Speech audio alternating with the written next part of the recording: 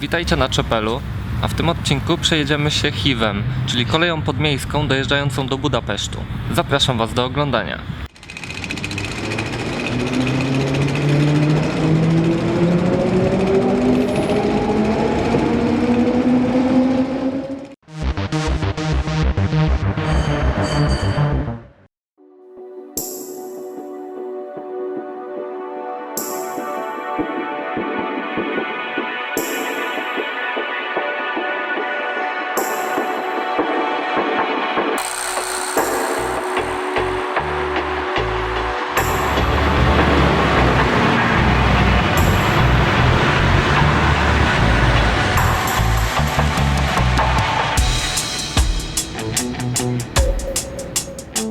HIV to w skrócie HFD Kuwaszut, co w tłumaczeniu po prostu oznacza podmiejski pociąg.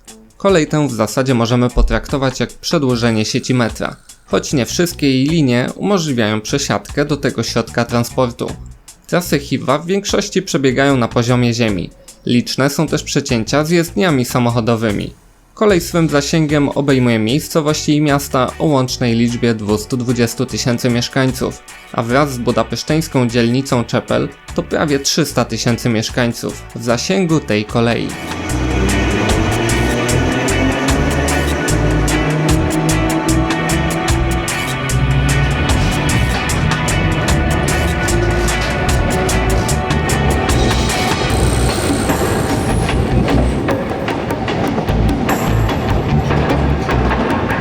Sieć HIV-a tworzą 4 niezależne od siebie części, obsługiwane 5 liniami.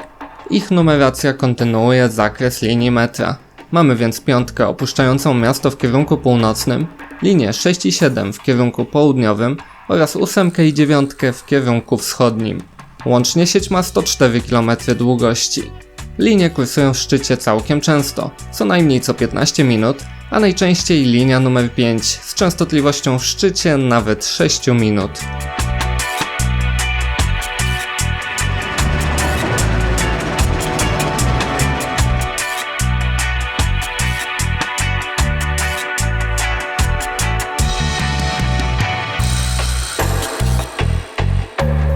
W granicach Budapesztu na przejazd pociągiem obowiązują bilety miejskie, a wyjeżdżając poza miasto musimy dokupić bilety rozszerzające, oparte na taryfie kilometrowej. Podstawowa stawka obowiązuje do 10 km jazdy. Bilet na tej trasie kosztuje około 3 zł i 40 groszy, a cena rośnie co kolejne 5 km trasy przejazdu.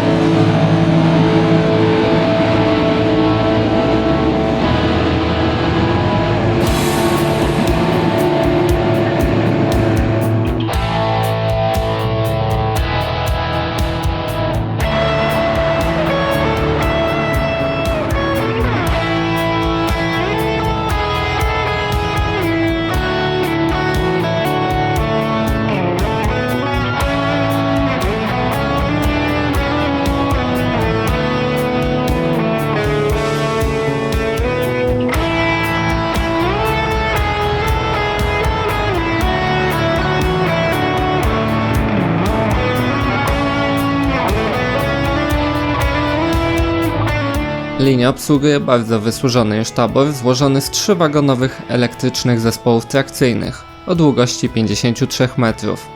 Najbardziej oblegane kursy obsługiwane są składami tworzonymi przez 2 takie zespoły. Tabor dla HIV-a produkowany był w latach 60., 70. i 80. minionego wieku. Najstarsze jednostki mają więc już ponad 50 lat. Składy jak dla pasażera są naprawdę grubo ciosane. Brak tu chociażby elektronicznych udogodnień znanych ze współczesnych pojazdów, a żeby do nich wejść, trzeba wspiąć się na wysokość 2 stopni.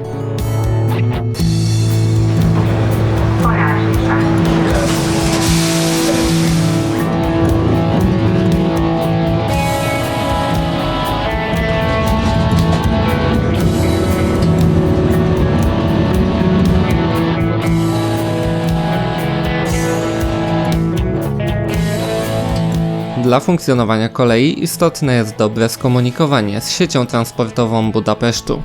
Mieszkańcy podmiejskich obszarów przesiadają się do innych środków transportu w drodze do swojego celu. Stacje końcowe kolei są więc równocześnie węzłami przesiadkowymi z metrem, tramwajami czy autobusami. Najlepiej skomunikowana jest linia kończąca trasę w podziemnej stacji przy Botianitier, czy też te dojeżdżające do węzła Irge-Vezir-Terre. W obu miejscach pasażerowie mogą przesiąść się do drugiej linii metra oraz linii tramwajowych i autobusowych. Linie z kierunku południowego nie mają bezpośredniego dostępu do metra, kończą swój przebieg przy trasach często kursujących linii tramwajowych.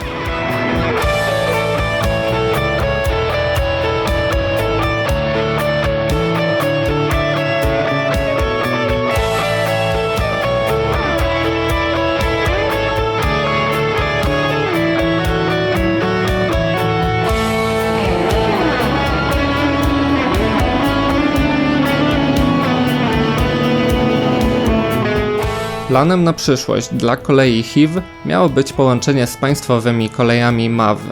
Miało to pozwolić dokapitalizować spółkę i pozwolić jej na wymianę taboru, czy też adaptację obecnie posiadanego pod linię HIV. I spółka rzeczywiście przeszła już pod ręce MAV. Mówiło się też o możliwym wykorzystaniu na tych liniach składów Stadler-Flirt, służących do obsługi połączeń regionalnych. Węgierski narodowy przewoźnik ma aż 123 sztuki tych składów w wersji 4-członowej. Problem stanowiłoby na pewno dostosowanie składów do nietypowego napięcia zasilania linii HIV 1000 V prądu stałego lub zmiana napięcia na liniach na 25 kV prądu zmiennego obowiązującego na sieci kolejowej. Operacyjnie problemem byłoby też zastosowanie dłuższych składów 74-metrowych względem obecnych 53-metrowych jednostek.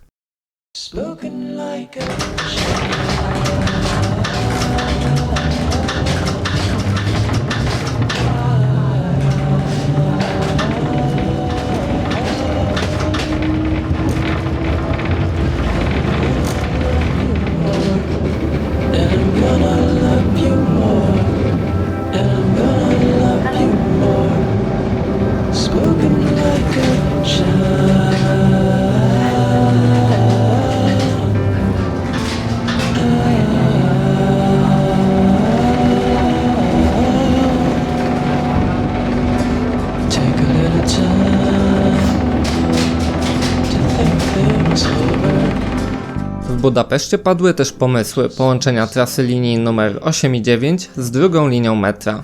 Obecnie pasażerowie kontynuujący podróż HIV-em bądź metrem muszą przejść na skos duże skrzyżowanie przy węźle Irge-Vezir-Terre, aby dojść z peronów jednej kolei do drugiej. Otwartą kwestią jest też to, czy cała wschodnia trasa HIV-a miałaby być przekonwertowana na sieć metra wraz z dostosowaniem sposobu i napięcia zasilania do sieci metra, czy tylko też fragment tych linii wraz z budową wygodniejszego węzła przesiadkowego.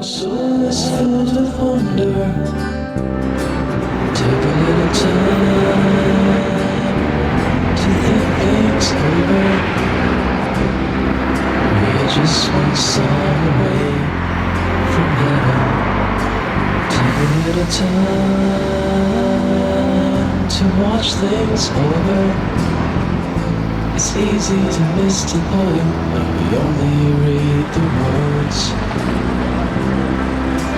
Take a little time. Kolej HIV jest chyba najbardziej zapomnianą częścią budapeszteńskiego układu komunikacyjnego. To taki skansen Węgier z drugiej połowy XX wieku. Pasażerów tej kolei nie brakuje, ale przynajmniej część taboru już dawno powinna zostać wymieniona na nowsze składy lub poddana modernizacji.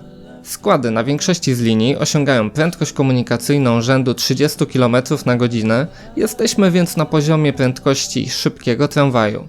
Przy podmiejskim charakterze tras wydaje się jednak, że możliwości takich połączeń są większe. Najbardziej ciekawi jednak przyszłość HIV-a pod banderą Narodowych Kolei Węgierskich oraz możliwość przekształcenia części trasy w linię metra. To drugie nie zapowiada się jednak, żeby miało szybko nastąpić. Tymczasem wielkie dzięki za uwagę i do zobaczenia następnym razem. Cześć!